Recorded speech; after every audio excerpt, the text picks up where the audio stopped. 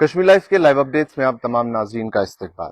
جیسا کہ ہم سب جانتے ہیں، الیکشنز کے حوالے سے این سی اور کانگریس نے 90 کی 90 سیٹس پہ الائنس کرنے کا فیصلہ کیا تھا، لیکن محض 2 دن بچے ہیں اور ابھی تک فرسٹ فیز کے کینڈیڈیٹس بھی اناؤنس نہیں ہوئے ہیں۔ اسی الائنس کے چلتے کئی سارے بیکلاش بھی کانگریس کو فیس کرنے پڑے۔ اس میں سے سب سے بڑی بات جو ہے وہ ہوم منسٹر امت شاہ نے کہی، جنہوں نے 10 سوال راہل گاندھی اور کانگریس سے پوچھے۔ اس کے ساتھ ساتھ یوگی آدتیہ ناتھ نے بھی اس الائنس کے خلاف بات کی، چیف منسٹر گجرات نے بھی اس الائنس کے خلاف بات کی۔ اگر ہم وہ 10 سوال دیکھتے ہیں، وہ 10 سوال جو ہوم منسٹر امت شاہ نے پوچھے ہیں وہ کیا ہیں؟ اس میں پہلا سوال یہ ہے جو انہوں نے کانگریس سے پوچھا کہ کیا کانگریس این سی کے اس منشور کو، اس پرومس کا وہ بھی مانتے ہیں اس پرومس کو کہ جموں کشمیر کو ایک سیپریٹ فلیگ دیا جائے گا، جیسے دفعہ 370 ہٹنے سے پہلے جموں کشمیر کا ایک الگ فلیگ تھا،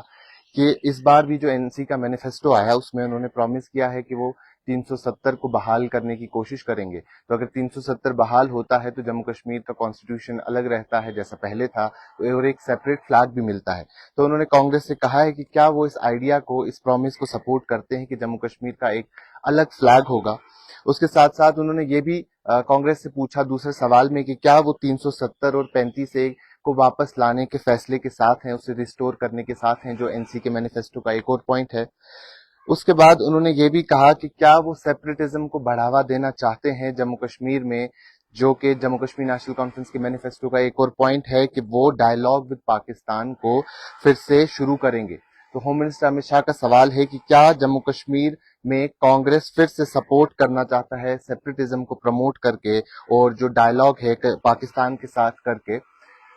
ہوم منسٹر امت شاہ کا یہ ماننا ہے کہ ڈائیلاگ جو ہے پاکستان کے ساتھ نہیں ہونا چاہیے بلکہ کشمیر کے یوتھ کے ساتھ ہونا چاہیے۔ اسی کے ساتھ ساتھ ایک اور سوال ایل او سی ٹریڈ کے حوالے سے سوال پوچھا گیا ہے ہوم منسٹر امت شاہ کی طرف سے کانگریس کو کہ کیا وہ ایل او سی ٹریڈ کو پھر سے پاکستان کے ساتھ شروع کرنا چاہتے ہیں، اور اس ٹریڈ کے ذریعے ہوم منسٹر امت شاہ نے کہا ہے کہ نرچر ہو جاتا ہے ٹیررزم جموں کشمیر میں۔ 5ویں سوال میں انہوں نے کہا کہ کیا وہ تمام ان لوگوں کی نوکری کو بحال کرنا چاہتے ہیں، ری انسٹیٹ کرنا چاہتے ہیں، ان کے رشتہ داروں کو، جو تمام لوگ ٹیررزم یا سٹون پیلٹنگ کے ساتھ جڑے ہوئے تھے، ان کے رشتہ داروں کو ہم نے دیکھا کہ نوکریوں سے نکال دیا گیا تھا، تو کیا وہ واپس ان کی نوکریاں بحال کرنا چاہتے ہیں گورنمنٹ سیکٹر میں۔ اس کے ساتھ ساتھ انہوں نے کہا کہ جو جموں کشمیر میں ریزرویشن کے حوالے سے نیشنل کانفرنس کا سٹانس ہے کہ کیا کانگریس بھی ریزرویشن، اینٹی ریزرویشن پالیسی جو ہے اس کے ساتھ ہے، جو نیشنل کانفرنس کا منشور ہے۔ کہ ہوم منسٹر امت شاہ کا سوال ہے کہ کیا یہ الائنس جو ہے اس چیز کو ایکسپوز نہیں کرتی کہ کانگریس بھی اینٹی ریزرویشن سٹانس رکھتی ہے جیسا کہ نیشنل کانفرنس رکھتی ہے۔ اس کے ساتھ ساتھ انہوں نے ایک اور چیز جو اس سب میں سامنے آتی ہے، جس پہ کل سے کافی بوال دیکھنے کو ملا تھا، وہ یہ ہے کہ انہوں نے کہا کہ کیا کانگریس بھی چاہتی ہے کہ شنکر آچاریہ ہل کو تخت سلیمان اور ہری ہل کو کوہ ماران کے نام سے جانا جائے۔ 8واں سوال یہ ہے جو ہوم منسٹر امت شاہ کی طرف سے کانگریس کے لیے ہے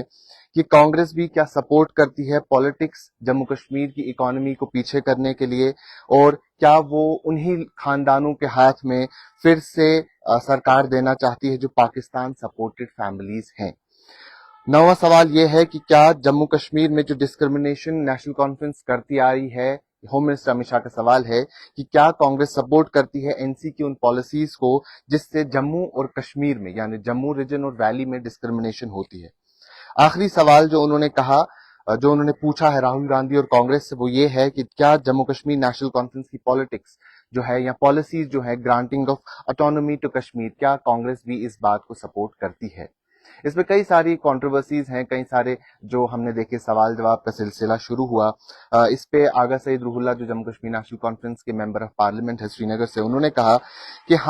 نیشنل کانفرنس نے کبھی بھی یہ نہیں کہا کہ وہ ریزرویشن کو ہٹانا چاہتے ہیں یا ریزرویشن کے خلاف ہیں۔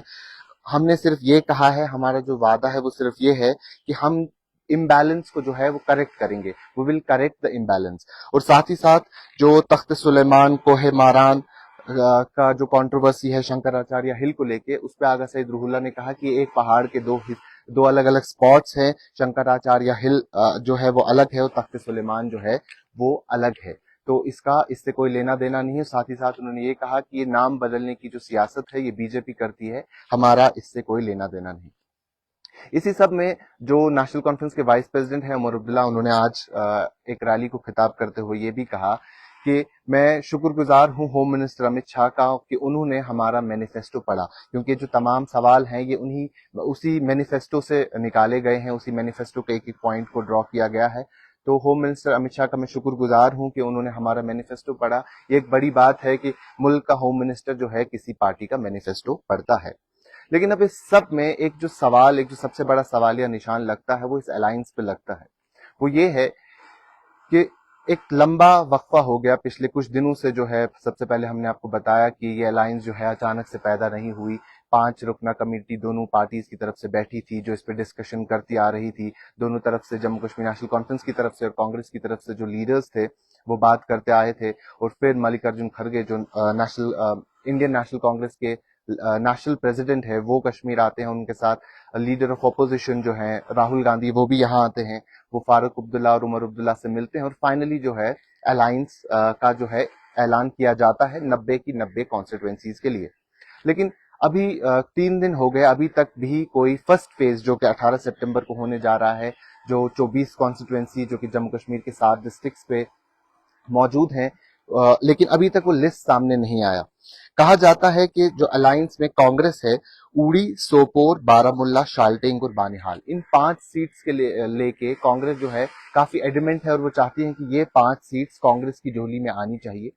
सुनने में ये भी खबरें आती है कि 90 सीट्स में 60 जो हैं वो नेशनल कॉन्फ्रेंस के हिस्से में जाएंगी और 30 जो हैं वो कांग्रेस के हिस्से में जाएंगी। लेकिन जो सबसे बड़ा डिबेट और डिस्कशन है वो उड़ी, सोपोर, बारामुल्ला, शालटेंग और बानिहाल, यानी नॉर्थ कश्मीर की 3 सीट्स, सेंट्रल कश्मीर की 1 सीट और जम्मू प्रोविंस की 1 सीट को लेके है। बाकी तमाम सीट्स जो हैं उन पे फैसला हो चुका है। लेकिन अब इसमें भी ये बातें भी सामने आती है कि जो नेशनल कॉन्फ्रेंस की हाई कमांड है और जो इंडियन नेशनल कांग्रेस है उनकी हाई कमांड है, दोनों की आपस में बातचीत हो चुकी है, फाइनल सब हो गया है। लेकिन जो कांग्रेस का स्टेट लेवल पे या जम्मू कश्मीर की लेवल पे फंक्शन करती है बॉडी, उनमें कहीं ना कहीं तनाव है और वो चाहते हैं ये 5 सीट उन्हें मिले। जैसा कि हम सब जानते हैं, उड़ी में ताज महिदीन जो हाल ही में डीपीएपी से वापस आए हैं कांग्रेस, वो उड़ी में मोस्ट प्रोबेबली कांग्रेस के कैंडिडेट रहेंगे। इससे पहले भी उन्होंने उड़ी से इलेक्शन लड़ा है।